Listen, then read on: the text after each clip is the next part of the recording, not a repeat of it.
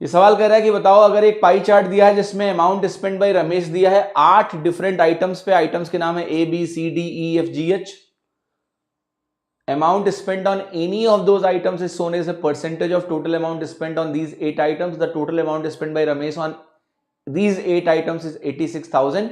Which of the following statement is correct? The amount spent on B is more than the amount spent on H. The difference between the central angles made by B and A is 61.2 degree.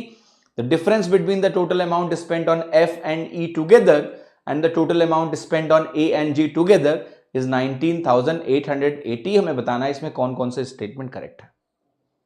ठीक है, tree method से बता दीजिए। क्यों भाई, लंगूर हो गया तुम कि पेड़ चाहिए तुमको? उसके बगैर काम नहीं चलेगा। हैं सर, आपने कैसे आइडेंटिफाई किया कि वो उसका 0.9 गुना है? पागल आदमी हूं मैं। 10 गुना 270 होता है, उसमें से घटाओगे तो 10, याद है यार मुझे कि 27 इंटू 9 जो होता है वो 243 होता है। वो क्यों याद है?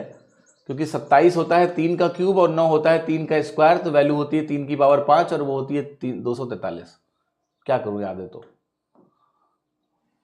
याद है मुझे।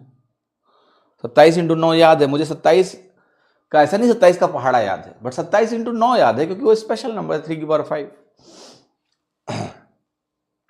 सवाल देखो भाई, तो ये सवाल कह रहा है कि ये जो टोटल वैल्यू है, ये वैल्यू है 80,000, लिख दिया मैंने, सॉरी 86,000 लिख दो। अब आगे गौर से देखना, कह रहा है कि भाई जो बी पर अमाउंट खर्चा हुआ है, ठीक है, is more than amount spent on H. B पे 21% खर्चा हुआ है, एच पर 10% हुआ है, तो ये बात सही है। कैलकुलेट मत करना, अरे भाई 21% of same thing and 11% 10% of same thing निकालोगे तो 21% वाले की वैल्यू 10% से ज्यादा ही आएगी। इसको कैलकुलेट करने की जरूरत नहीं है। पहला स्टेटमेंट करेक्ट हो गया, ठीक है। दूसरा स्टेटमेंट, जो डिफरेंस है बी और ए के सेंट्रल एंगल में वो 61.2 डिग्री है। जब भी परसेंटेज में चार्ट दिया हो तो ये चीज ध्यान रखना कि 100% की जो चार्ट वैल्यू होती है उसका डिग्री में वैल्यू 360 डिग्री होता है, तो 1% की वैल्यू क्या होगी? 3.6 डिग्री होगी। और 1% की वैल्यू अगर 3.6 डिग्री है तो जो अंतर है बी और ए का, जो बी और ए का बेटा अंतर बनेगा, एक 4% है, एक 21% है, अंतर बनेगा 17%।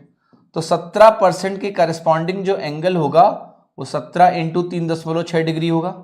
17 तियां 51 होता है और 17 इंटू 10.6 करोगे 17 छक्के 102 होता है, तो ये 10.2 बनेगा। टोटल करोगे तो वैल्यू आएगी 61.2 डिग्री, यानी आंसर क्या है? सही है। अब तीसरा स्टेटमेंट देख लेते हैं भाई।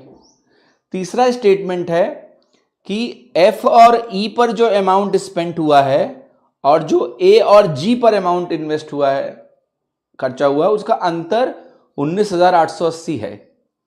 तो एफ और ई का टोटल निकालो। यहां पर 18-16 आएगा, 34%, 34 लिखा मैंने।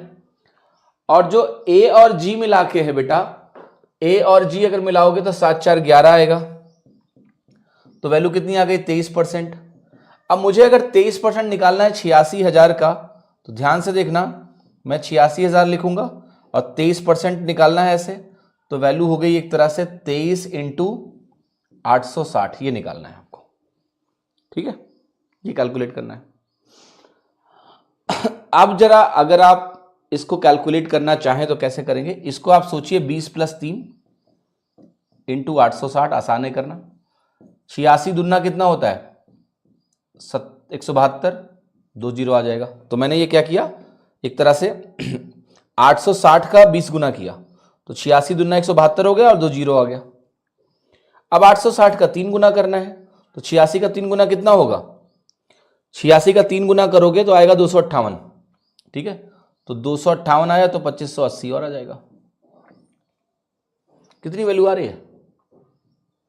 19,780 आ रहा है, आ रहा है, यानी ये गलत है। बोथ 1 और 2, डी ऑप्शन सही है। ये वैल्यू देखो आप, 19,780 आ रहा है भाई। 86 दूना 172, 00, फिर 86 का 3 गुना किया 258, 25 28 आया। बट कैलकुलेशन करनी पड़ी। सवाल अगर एग्जाम में आया, सोचो मजेदार सवाल है क्योंकि आपको 3 कैलकुलेशन करनी पड़ी एक ही सवाल में। Good question.